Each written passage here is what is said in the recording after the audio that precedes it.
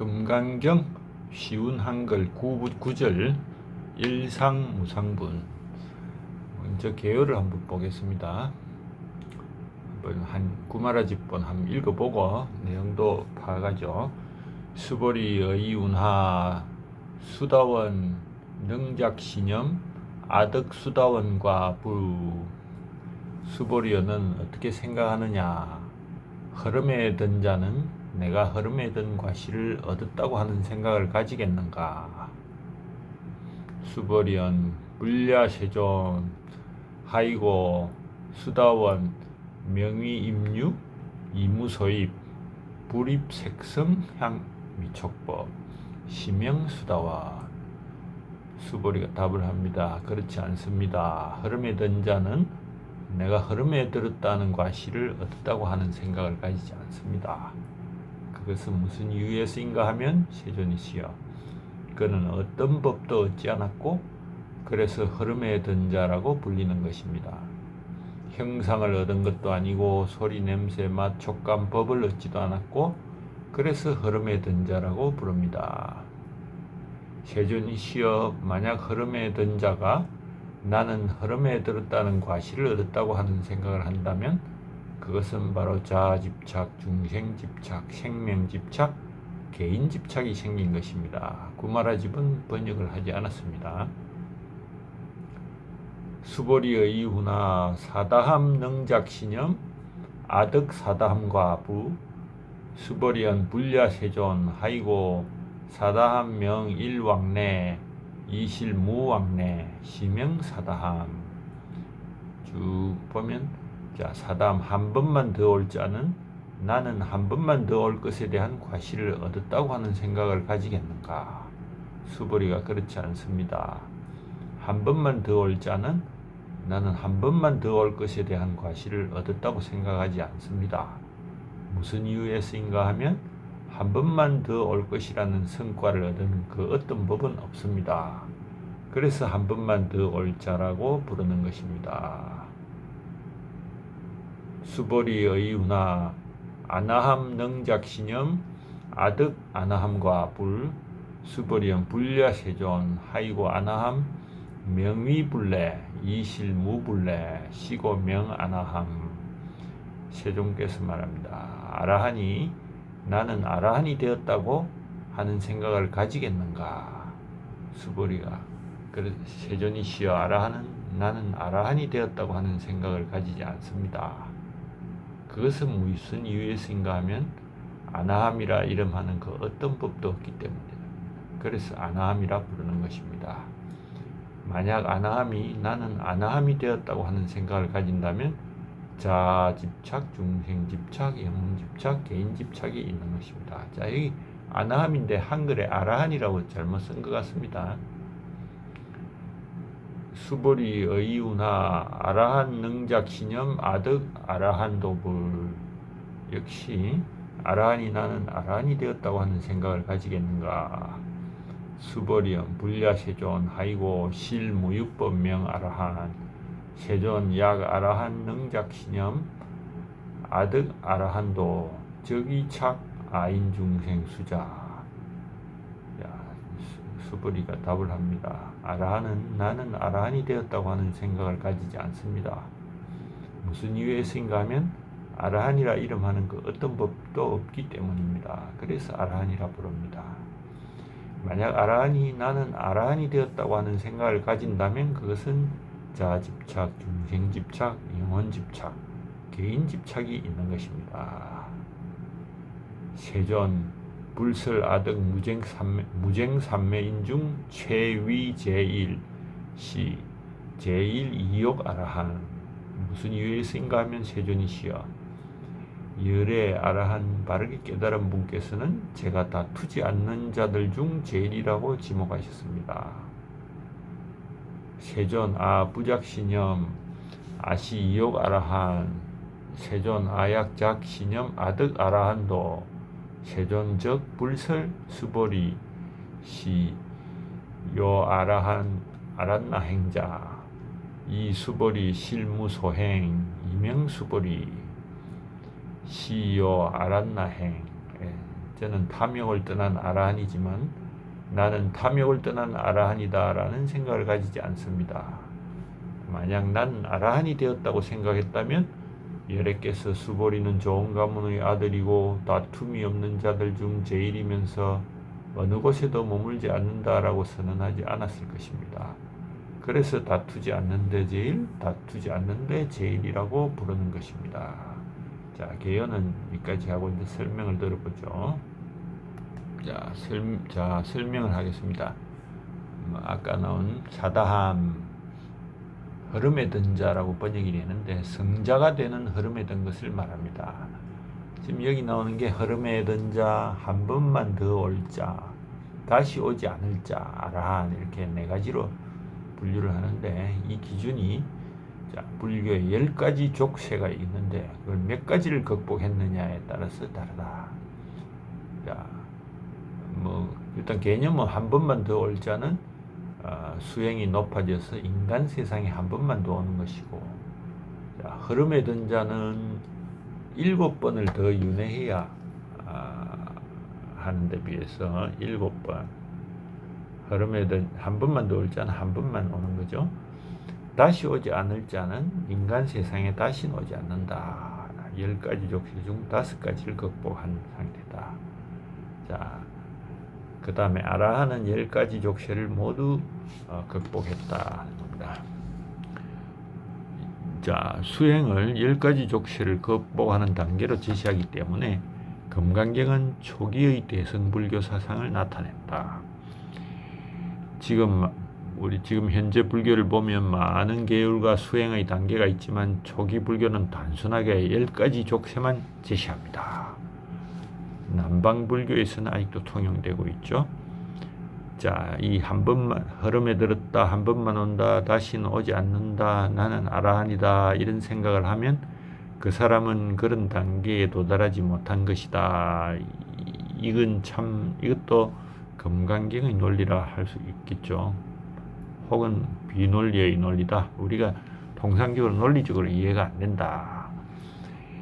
자, 왜 그런가? 금강경은 단순히 대반야 바람밀경에서 300송, 금강경은 300송이라고 부릅니다. 우뚝 쏘은 것이 아니고 금강경의 글자에만 묻혀서는 제대로 된 진리를 찾지 못할 것이니까 그런 문제의식을 가지고 한번 보도록 합시다.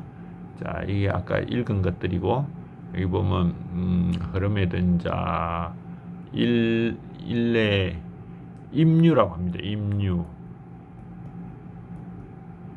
흐름에 들었다. 그 다음에 흐름에 든 자는 그런 과실을 얻었다고 하는 생각을 가지지 않는다. 어떤 법도 얻지 않았다. 이런 것들 아까 읽을 때 말했지만 이 부분은 구마라집이 번역하지 않은 부분이죠. 자, 흐름에 든 자, 깨달음의 어떤 단계를 말하는데 일단 흐름은 속세를 초월한 깨달음의 길로 가는 흐름이다. 이렇게 보면 그 흐름이 들었구나 하는 걸 알 수 있죠. 원문은 스로타 아빤냐샤, 스로타 빠냐라는 것은 흐름에 든 자이고 샤는 누구에게 이런 뜻입니다. 한영은 이를 임류 혹은 예류, 흐름에 참여하다, 흐름에 들다. 구마라집은 수다함 이렇게 번역을 했는데 우리한테는 조금 감각적으로 와닿지 않고 임류가 더 쉽게 알 수 있죠. 진제는 지어류, 흐름에 도달하다. 현장은 예류 이렇게 번역을 합니다. 막스 밀러는 한 지금부터 100년도 더 전에 번역을 했기 때문에 그대로 스로타 빠냐 이렇게 하는데 콘체는 스트림 위너, 흐름을 얻은 자 이렇게 번역을 하기 때문에 흐름에 든 자 하는 것이 맞겠죠. 자, 경장에 기록되기로 흐름에 든 자는 법의 눈이 열리면서 7번의 윤회 안에 아라한에 도달한다 했습니다. 그래서 삼보에 대한 의심을 버리고 완전한 신뢰를 가진다. 다시는 인간보다 더 낮은 수준으로 윤회하지 않는다는 겁니다. 자, 흐름에 든 과실, 흐름에 든 자가 가지는 징표를 과실이라고 표현한다고 보면은 팔라 과실이죠. 과실은 과실의 내용을 뭐 따로 설명할 필요 없고 흐름에 든 자가 수행하여 흐름에 들었다는 결과를 얻는 것을 말한다. 자, 이런 걸 분류 10가지 족쇄가 뭔지는 한번 볼까요? 먼저 자에 대한 관점, 유신견이라고 많이 하는데 많이 들어봤죠? 유신견은 몸이 있다는 견해, 즉 온의 집합체인 몸은 없는데 있다고 보는 거. 이 유신견이 있다고 보는 것은 자아의 관념이 생긴 거죠. 자, 이런 거는 빠졌다. 의심, 불법성에 대한 의심. 이것도 족쇄죠. 이런 의심, 계율에 대한 집착. 자, 이건 좀 신기하죠. 형식적 계율을 지키는 것에 대해서 반대한다 하는. 그다음에 감각적 욕망, 쾌락을 추구하는 것도 족쇄다. 그다음에 악의, 성냄, 분노, 주로 일윌, 앵거, 리젠트먼트, 적의, 뭐 이런 비탄, 이런 생각의 속박을 말하죠. 자, 그다음에 색계에 대한 갈망. 자, 여기서부터 조금 한 차원 높은 욕망이죠. 즉 몸이 존재하고 싶다는 그런 욕망을 말하죠. 무식계에 대한 갈망은 색계조차 떠나서 정신만 남아있기를 바라는 그런 갈망이고, 자만 남보다 뛰어나다. 다음에 이 들뜨고 불안한 마음이 9번째 단계에 나오는데, 9번째 족쇄. 자, 들뜨고 불안한 마음. 그 다음에 무명. 이거는 어디 많이 나오는 용어죠. 보통 반야신경에 많이 나오는데, 그 불교의 그 12연계에 보면은 무명이 제일 앞에 나오죠. 자, 앞에 말한 1에서 5까지의 속박을 낮은 단계의 속박, 하분결이라 합니다. 하분결. 1에서 5를 다시 한번 볼까요? 자아에 대한 관점, 유신견, 의심, 계율에 대한 집착, 감각적 욕망. 자, 이 대충 보면 우리 인간적인 관점에서 약간 이거는 뭐 기본적으로 자아에 대한 관점을 완전히 버릴 수는 없지만 의심하지 마라, 계율에 너무 집착하지 마라, 이 정도는 알겠는데, 감각적 욕망, 악이, 이거는 일반 성격, 성질을 죽이라는 거죠. 그래서 이 정도는 하분결은 우리 일반인도 가능한 것이 아닌가.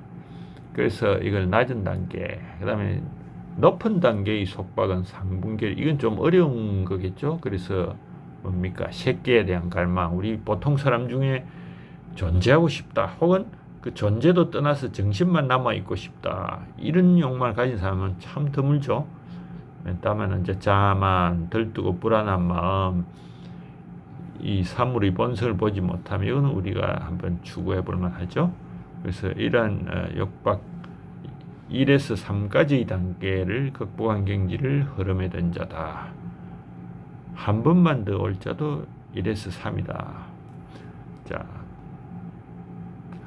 1에서 3의 단계라는 게 아까 말했듯이 불교에 입문하면은 유신견을 버리고 의심을 버리고 형식적 계율이 아닌 진정한 계율을 한다, 이런 정도로만 하더라도 흐름에 들고 우리가 한 번만 더 올 자에 해당될 수 있죠. 수행이 깊어지면. 자, 다시 오지 않을 자는 수준이 아주 높은데 4와 5도 4와 5의 족쇄도 벗어났다. 즉 쾌락을 추구하지도 않고 이런 악의, 성냄, 분노, 적의, 이런 것도 없는 단계다, 이런 겁니다. 아라한은 모든 속박을 극복한 자이다. 이와 같이 사향, 사과, 이런 표현을 씁니다. 한자로는 예류, 임류, 일례, 한 번만 오다, 불환, 돌아오지 않는다, 그 다음에 아라한, 이렇게 말하죠. 이거는 뭐 아까 앞에 설명 다 해냈으니까 넘어가고, 자, 이 하여튼 임류의 단계를 혹은 뭐 일례 단계, 불환과의 단계는 과라는 표현을 씁니다. 그리고 그 도중에 있는 자에게는 예류 향하다, 일례향, 불환향, 아라한향. 근데 뭐 이건 사실 분류를 위한 분류겠죠. 흐름에 든 단계, 흐름에 들어가 마치지 못하면 뭐 흐름에 들었다 해도 과연 그걸 믿어주겠느냐. 뭐 여기 뭐 중졸 학력조와 중학교 재학 중인 학생 이걸 뭐 비교할 필요가 있느냐 하는 건데, 또 뭐 그렇게 구분한다 뭐 의미도 있겠지만 우리는 지금 사실 깨달음이 최종 단계로 가기를 원하기 때문에 이런 분류는 필요 없다. 자, 붓다는 이런 4단계에 있는 사람을 고귀한 인물 아르야 풋갈라라고 했습니다. 그래서 아까 성현이나 성인은 무의의 법으로 나타난다 이런 구절이 있었죠. 자, 이제 여기 좀 중요한 구절. 흐름에 든 자는 나는 흐름에 들었다는 과실을 얻었다 하는 생각을 가지지 않는다. 흐름에 든 자가 그런 과실을 얻었다고 생각이 난다는 것은 자아의 관념을 완전히 버리지 못한 것이다. 이렇게 봐야 될 것이다. 계율과 의식에 집착하는지 그러한 집착을 버렸는지 판단을 할 필요가 없는 것이 다 흐름에 든 자다. 왜 근원적인 질문이죠. 흐름에 들었다는 생각을 가지는 것은 흐름에 들지 않았다는, 그냥 간단히 말하면 그런 건데, 흐름에 들었다는 걸 하나의 상이나 혹은 관념으로 보아 이것도 상에 집착하기 때문에 흐름에 들지 않았다고 봐야 한다. 상에 집착하지 않으면 이렇게도 해석할 수 있는데, 이건 누가 주장했는지 한번 볼까요? 우리 강묵 스님이 했네. 이 금강경이 처음부터 기조가 관념을 버리자 하니까 그렇게 해석할 수도 있고, 또 수도인들의 자의식을 깨워야 한다. 이거는 누가 했는지 한번 볼까요? 김용옥 씨가 했군요. 별 큰 의미가 있는, 이거는 중요하지 않은 거라고 봅니다. 자, 참고가 될 만한 걸 한번 볼까요? 그 반야경 700송에 이런 말이 있어요. 문수보살이 화살 쏘기 선생으로 돼가지고 초보자 때 내가 저 황소 말뚝을 어떻게 맞힐 수 있을까 이런 생각을 가졌는데, 머리카락을 가를 수 있을 정도 실력이 되니까 말뚝을 어떻게 맞힐 수 있을지에 대한 생각이 전혀 들지 않는다. 자, 이 예를 보면은 흐름에 들었다는 것은 자기가 흐름에 들었다는 생각이 처음에는 들기 전에는 흐름에 들어야지 생각하지만, 진정으로 흐름에 들면 내가 흐름에 든 사람이다 이런 생각을 안 할 거다. 여기 이게 포인트 아니겠는가. 자, 그 다음에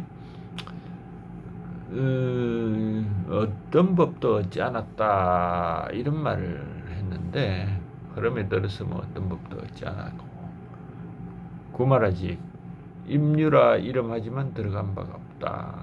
현장 모든 예류자는 조금도 들어간 바가 없다. 산스크리트는 감시드 다르맘 아판나 어떤 법에도 들지 않았다 이렇게 이야기를 합니다. 그래서 하나의 법에 들지 않았다와 흐름에 들지 않았다를 같은 말로 볼 것이냐.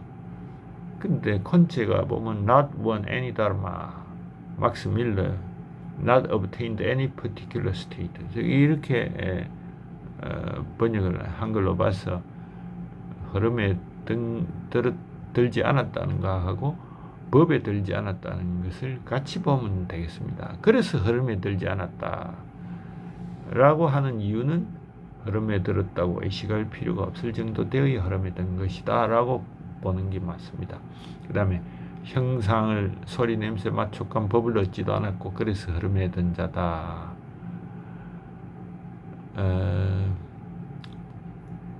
이런 것이 무슨 뜻인가에 대해서 설명한 거는 찾아봐도 잘 안 나옵니다. 자, 형상에 든다. 흐름에 들었기 때문에 10가지 속박을 극복하기 위한 첫 단계다, 세 단계다.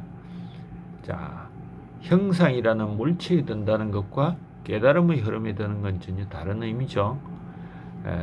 콘체가 스트리민이라고 한 마찬가지로 시각의 대상을 얻은 것도 아니고 뭐 형상을 얻은 것도 아니고 라고 같은 뜻이죠. 그래서 흐름이나 형태를 얻는 대상으로 보고 동일한 선상에 놓게 됩니다. 그래서 흐름을 얻었다. 즉 형태, 소리, 냄새, 맛, 촉감, 법도 해석이 가능한 말들이 되는 거죠. 한역들이 이 흐름에 들었다라는 말만 하고 형태, 소리, 냄새, 맛 이런 것 법에는 적용을 하지 못하고 뜻도 안 통한다. 우리가 흐름에 든 자라고 번역하고 얻은이라고 번역하는 것이 좋겠다 합니다. 형상을 얻는 것은 그 형상의 본질이나 실체를 뚫어보았다 이렇게 봐야 한다. 법을 얻었다. 법은 마음의 대상이죠.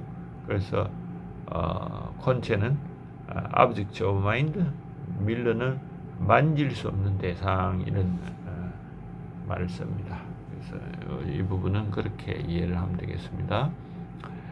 만약 흐름에 든 자가 이런 과실을 얻었다고 생각한다면 각종 집착이 있는 것이다. 자, 이거는 구마르지 번역하지 않았는데 원문에는 산스크리트에는 있습니다. 그래서 만약에 흐름에 들었다는 생각을 한다는 건 무슨 의미냐? 그는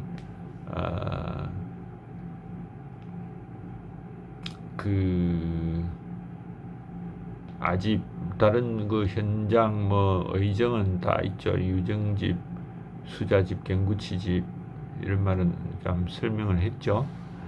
아상에 대한 아집. 자, 아상과 아집 구분을 한번 아상, 아집 무슨 관계인가?